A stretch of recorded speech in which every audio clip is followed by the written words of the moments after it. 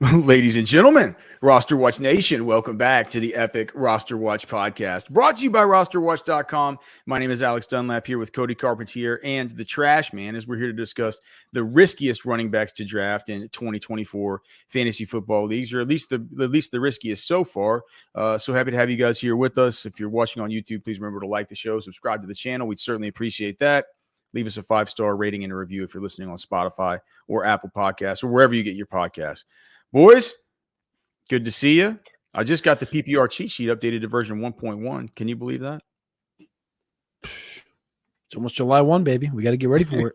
We got to get ready. We're starting back out on SiriusXM for getting ready for the training camp tour and stuff, where we'll be on probably a lot more often, but 2 days a week on Saturdays and Sundays. Once again, starting on July 13th. Is that what it was? July 13th, Saturday the 13th. So you'll be able to check us out there. Of course, but we keep on bringing you this podcast stuff. I wanted to go through a quick just run of version 1.1, and hopefully it doesn't screw up on us here, because it is I've been testing it. I think 1.1 is good, and we're going to pick here from this draft I set up to pick from the turn here on the Fantasy Pros simulator, going against the expert consensus at Fantasy Pros, and also some best ball ADP stuff and some of the early ADP stuff. And remember, this is for managed leagues. And I wanted to pick from the turn because this gets us into, I think it's going to get us into a discussion about, whether you could pick at the turn and still be drafting running backs that you feel pretty safe about. There's been a lot of discussion about, people just really feeling good about sort of the big three at the very top, and Christian McCaffrey, Bijan Robinson, and Breece Hall. But I think you can say, and people say once you get to the turn, all you can do is pick, an AJ Brown, or kind of, this kind of player, a Puka Nacua, a Garrett Wilson. It turns out a lot of the time, man, you can start out like this right now. So we get 2 picks right here, and you can just start out bang, bang, Jahmyr Gibbs, and then Jonathan Taylor. And then with your next pick here, at the next turn with this simulation, we'll get Mike Evans and Josh Jacobs. Again, I'm just using the cheat sheet, following the 3 simple rules at the top of the sheet of paper. It's going a little bit running back heavy right now, and we're going to lean a little bit running back heavy, at least to start, because as we're going to get to, a lot of these guys you take in this sort of new running back dead zone, it becomes a little bit tougher. So we have 2 here back to back. We'll go with Zamir White. We'll get a running back 4. We'll get Keenan Allen here in PPR as a wide receiver 2. And the cheat sheet now knows we need to fill out some wide receiver depth. So I like where we're headed with this. Jaden Reed and DeAndre Hopkins at the 712 and the 801. Looks like, I don't love taking Zeke, but at the 912, it feels fine as a running back 5. Now I have a choice between Kendre Miller and Jameson Williams and George Kittle. George Kittle with the 1001 feels good, but I guess we already have one line on this team. I want as many lines as possible, but I also like to take Jameson Williams. I think we're still going to be able to get some kind, we'll be able to get some kind of Dalton Schultz or something like that. I think later. Is that what you want though? You really want Dalton Schultz? I found myself getting to the point later in drafts where it's like, I love taking all these guys that, that we like everyone you've seen so far go off the board. And also Jameson is it feels like it's a hammer every time in the 9th, 10th round. But then you get to 12th, 13th, and it's like Luke Musgrave, and it's like Dalton Schultz. And it's like, I feel good about these guys. All right, good. I feel fine with that. But Jameson Williams, the upside of Jameson Williams there, he could be better than all of those wide receivers you picked in front of him. No, I don't think he's going to be better than Mike Evans. Yeah, but he could. So but if he did, we wouldn't be that surprised. You could be an NBA basketball player tomorrow. We wouldn't be surprised if he did. We wouldn't be surprised. It doesn't mean that you could dish off all. We wouldn't be surprised if he did. I wouldn't be surprised. You don't think Jameson Williams is more talented than every one of those receivers you picked in front of him? No, I don't. I don't think he's more talented than Mike Evans. Mike Evans, you got to be kidding me. Mike Evans is a Hall of Famer. Jameson Williams has been a complete bust. Pure talent. No, did you see him in the playoff game last season? Hold on, wait. Come on. You're comparing. This is beyond. You just said game. We just got to take a back step. We just said game. We understand. I know Mike Williams is the Hall of Famer. I know he's good, but Mike Williams is beyond his prime. Mike Williams. Mike Evans. Mike Evans still, dude. Mike Evans is Mike still Evans. balling. Mike Evans is beyond his prime. Well, but Jamison Williams, we're not even sure that he has a prime. What are you talking about? I'm not sure he has a prime. What am I talking about? What are you talking about? Let's make it. I love Jamison Williams, dude. Oh, you obviously don't love him as much as you do. Hold on, wait, no. Let's talk about this wager, Trash Man. What is the bet? Mike Evans, Jamison Williams bet. What do you get? Like you get does Alex get like a 600 yard buffer here? I mean, more yards for Jamison. More. Let's take touchdowns out of the equation. Okay, so more receiving yards for Jamison Williams. Do you want to go 3 Jimmy John sandwiches on that? Yeah, let's do it. Okay, Cody. No, is this a straight up bet? Yes, Cody. Will you please write that one down? Straight bet. There's no Trashman. You're not asking for like 500 yards or anything. No. Don't even. Cody. No. What's the fun in that? Are you keeping that? Okay, so I'm just gonna write it down so we get three Jimmy Johns on. I have Evans. You have Jamison Williams. That is booked.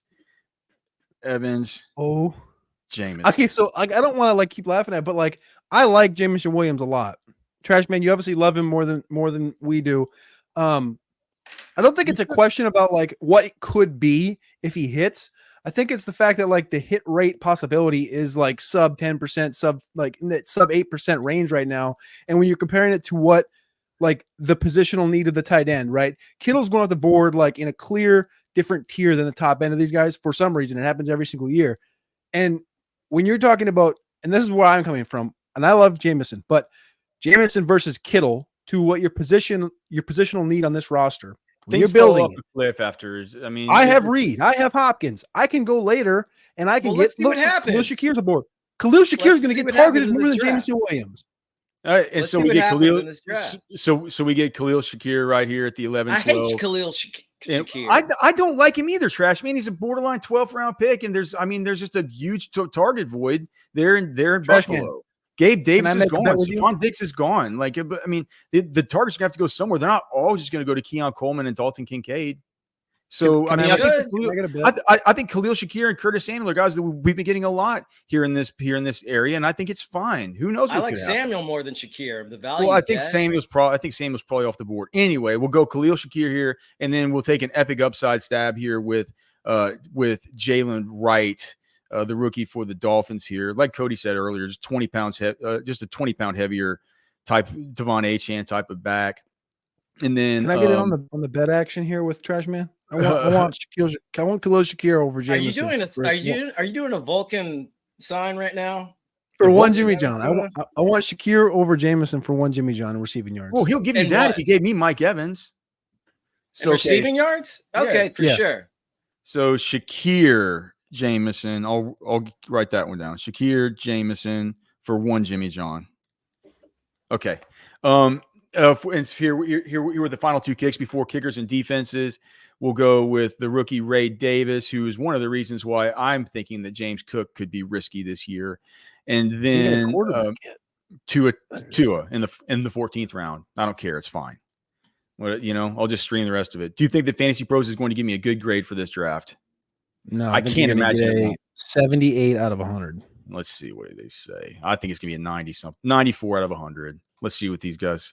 Oh man, but gosh, I hate that Joe Piece of P.O. loved it so much. Derek Brown got you with that. My boy Pat Fitzmaurice liked it. Okay, so this thing's churning out good. This thing's churning out good teams, and you can draft good teams from there at the turn. I don't feel like these dudes, Jahmyr Gibbs, Jonathan Taylor, those guys are not risky. And even in these redraft leagues, these managed leagues, they're going a little bit later. So, boys, riskiest running backs. I just said it about Ray Davis and the Buffalo Bills and stuff like that. I understand with James Cook, who's my risky guy. If you just look at the Busts and Monsters tool, which I generally look at as my first thing whenever I'm just kind of trying to get ideas for this, you just see that James Cook is a dude who he's like the epitome of a boom bust player, and boom bust players are going to inherently be a little bit more risky. But you're talking about a guy who just is a complete outlier in the top 20 running backs who are going off the board right now, as far as the amount of time with which he's busted in the same kind of situation. And I say the same kind of situation because Kyron Williams is up there in that same area, but he has in his last 2-year sample has a role that drastically changed from one season to the last one. And now there is new risk that's built in with Kyron, right? Because of the Blake Corum stuff and all the rest of that. But for a guy who's stayed kind of in the, same team, same situation, same general stuff where it's not like he's had, he's always had like a backfield mate, but they'd never really ever been that, that dynamic of a kind of player to take touches away. I mean, he busts almost 60% of the time in PPR. He gets you less than 10 points almost 60% of the time. Whereas all the guys around him, Josh Jacobs, he busts 30%, Pacheco 31, Rashad White 38, Joe Mixon 23, Kenneth Walker 33, Kamara 28, Aaron Jones 30. I mean, you think Aaron Jones is boom bust? He only busts 33% of the time. Ramondre Stevenson 34% of the time, Najee 31% of the time. Those are good numbers, man. It's not quite like a Saquon at 25 or JT at 23. It's certainly no Christian McCaffrey at only 3% bust rate, but almost 60% bust rate, man. 56.76% of the time he busts. And look, people just point to it and they'll say he was fourth in the league last year over the regular season in rushing yards. And I can understand that, but only two rushing touchdowns. I think he had 4 receiving touchdowns, 2 rushing touchdowns. They just don't use him down at the goal line. They brought in Ray Davis, who is built like a bowling ball. It's obviously how they're going to use him, and even his upside there is somewhat diminished because of the fact Josh Allen will run the football too. So I think James Cook is going to be very game script dependent. He's going to be a player who, from one game to the next, you don't know how he's going to be deployed as an offensive weapon. Could he take a step forward? You were just talking about how they have a dearth at receiving options. No, I mean I get it, but I mean, but they do have the pieces in place to. And look, I get it, but that's just one piece, right? I do think that there's more there's more projectable upside as far as potential target volume for James Cook this year, and that certainly does matter in PPR. But it doesn't make up for the fact that everything else that I said. There are always going to be countervailing arguments, right? I mean, you can, but I'm not going to I feel like that's kind of, that isn't one that I'm good. That's a how can I say it? It's like it's one part of the analysis that I don't feel like just completely knocks out the rest of it. I still think he's very risky, even though, yes, there's a good potential for him to see an uptick in targets. Who do you got, Cody? I'm going to go kind of like you went in one direction in the boom bust kind of weekly aspect. I'm going more towards the what have we seen angle and ADP. And right now, we'll get. I'm sure we'll talk about him here in a minute, but the one I want to go to right now is Devon Achane. And Achane in college played 8, 12, 10 games, all again lower than that 17 number that we're currently seeing the NFL teams play in. And he didn't miss much time at all. He didn't actually miss any time at all other than his freshman season, the first 4 weeks, with injury. And that's fine because college, you don't really have the worry of, okay, these guys are playing against 330 pounders in the defensive line every single week. They're banging, they're getting reps, and they're getting hurt. You don't see the attrition in college as much as you do in the NFL. Last year, as a rookie, Devon Achane saw that attrition hit after those 3 big games in week 5. And he missed 4 weeks. And he came back for a game and it was too early, got hurt again. And then down the stretch, he really didn't have the same juice that he had the year before. And his ADP right now is around the second round. On FFPC right now, he's right at 27, which is right on the precipice of going into round 2. And I can only project that to continue to rise because people love the speed. They love the athlete that Devon Achane was. And last year he scored 8 touchdowns, and he had the big 200-yard game with 2 touchdowns, and everything's amazing, right? With Achane, it's like everything's there, but there's a ton of risk built in. The fact that this guy's 185 pounds, and again, you guys have talked about the Trey Mason-Dixon line being that 203, 204 range. That's kind of an important marker. Now, again, over the last couple of years, we've seen guys succeed being lower than that, whether it's McCaffrey right at it, other guys right around there, Aaron Jones, Austin Eckler, and things of that nature.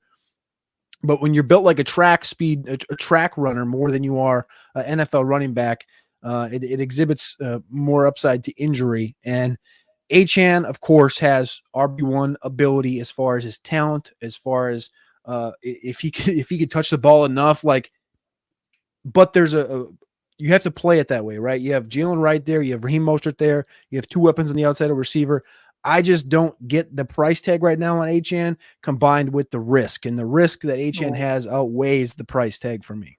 Just people just remember all those 40 balls he dropped. Yeah, I mean, it's the second coming of LaDainian Tomlinson. Yeah, I mean, if I like, and that's why we had the discussion with Achane versus Kyren Williams. Like, I loved having Kyren Williams in the spots, that I had him in Dynasty last year. I feel like those are the guys those, if we're talking about risky guys, those are the two guys that I'm most worried about because they're going second, third round right now. Actually, we did a simulation earlier when Cody and Trashman and I were going through them where we ended up getting Kyren Williams at the 306. And I was like, man, I think at the 306, it starts to feel okay. You guys were just still like, nah, man. Like, I started, like, you didn't even feel great about him there. I think the 306 for Kyren makes sense. I don't mind late second. It's a heavy price. Late second, early third. Achane. I don't hate it. You know how hard it is to win if you don't have that first or second, third round guy go down, right? How many times? No, I get it. I think that there are other guys, but as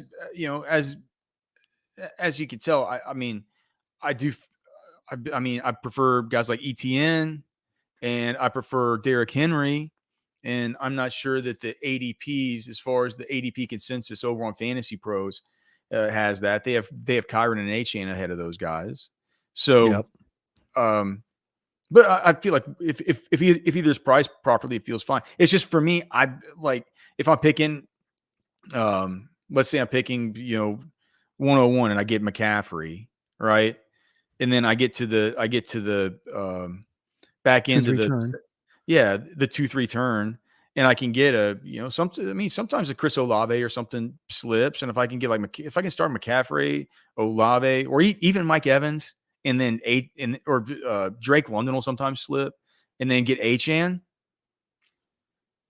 This feels like a 6 McCaffrey and Achane, especially if you have the whole. It feels sick. Yeah. Well, I mean, I think it would be sick. So the thing is, you could fashion a team behind them that you could feel good about. There's risk there, but it's the kind of risk that I would take. Just take your Najee Harris or something in the 5th round. You feel good about him if Achane goes down. No, you don't feel good about that. You don't feel good about that you don't want to see that. You're not excited about that. No, I'm excited. I kind of like Najee this year. For where he's going, I feel like he's a really good value. Trashman, do you think Najee's risky? Who is your guy? My guy is Javonte Williams. Oh, yeah. I mean, it seems pretty obvious to me. I don't want anything to do with that thing. It's just like, you hear he might not even make the team, but it's guys like, Jaleel McLaughlin, who's in the mix, Audric Estiming, who's in the mix. Even Samaje Perine could get some errant, third down. Ben Albright's acting like he's not going to make the team. But then again, Ben Albright can. Perine's not making the team. What? Yeah, I mean, Ben's not making the team. There's too many young guys there. Ben's our friend. He's been on the show a bunch, but he's right a lot. Just with his injury history, with the competition in the backfield, with the coach not being necessarily married to implementing him as the bell cow there, I just think it's a perfect storm for Javonte Williams not to thrive this season, especially considering where you need to get him in the draft. I've never gotten him in a single simulation I've done in version 1.0 or 1.1 of the PPR cheat sheet. I can't imagine that's going to change much whenever we get to the standard or the super. I'm not sure we're going to have much. I don't see how he doesn't feel like one of these guys who, if you just have it's kind of, you just kind of have to fade him. Like, they're guys you have to fade. He's just not one that I can see really, really hurting you. You know what I mean? It's really, really hard to envision a scenario where that happens. Anything can happen. It's the NFL. Cody, did you have another risky one before I pit off my 2 risky ones and see what you guys think about who's riskier?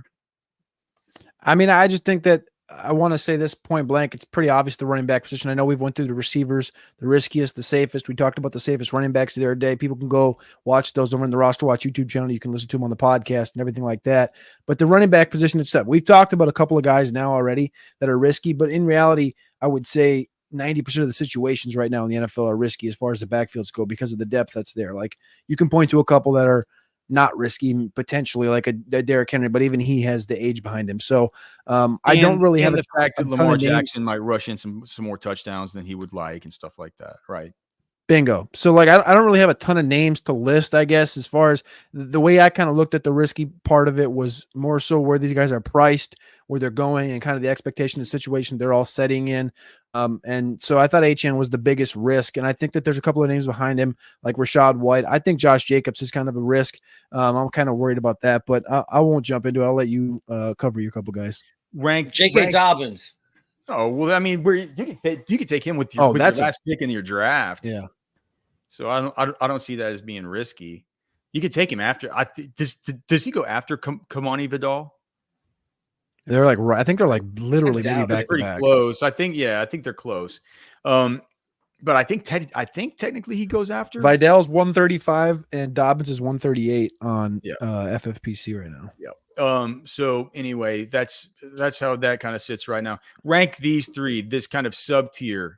Rank these guys in order. Who's the riskiest? Okay. DeAndre Swift in Chicago, that regardless of what anybody says, Khalil Herbert is still there. Roschon Johnson coming into year 2, rookie quarterback, all the rest. Okay. New system, et cetera, et cetera. And the fact that DeAndre Swift hasn't been as good as he's been billed to be the whole time. James Conner, who's old, but who is good. And he's played really well, but they do have a guy coming in Trey Benson that, if anything were to happen to James Conner, could immediately vault to RB1 sort of status. He has that kind of God-given talent. And then Jonathan Brooks, who was one of the best running backs in college football last season, then goes to the Carolina Panthers in the second round. Good draft capital, but he's coming off a torn ACL. Chuba Hubbard's still there. Miles Sanders is still there. We don't know if Bryce Young's going to be any good, whether any offense is going to be created. Whether he might have a slow start coming off ACL. How do you, Cody, how do you rank those three? Swift, Conner, Brooks. Part of me this year kind of likes Conner, but I can't. I'm going to continue to stay far away from that. I'm going to go Swift, Brooks, Conner. As far as the order that you would take them in, or is the order of riskiness? Correct. So the order that you would take them in. Correct. Trashman, DeAndre Swift, James Conner, Jonathan Brooks for all the Jimmy Johns. Who do you got? Conner, Swift, Brooks. I mean, just talking about you have to think about the offenses as well, and them being in scoring position. I just think that Conner, I mean, is heads and tails above Swift and Brooks in those sorts of situations. No Trey Benson worry for you? Yeah.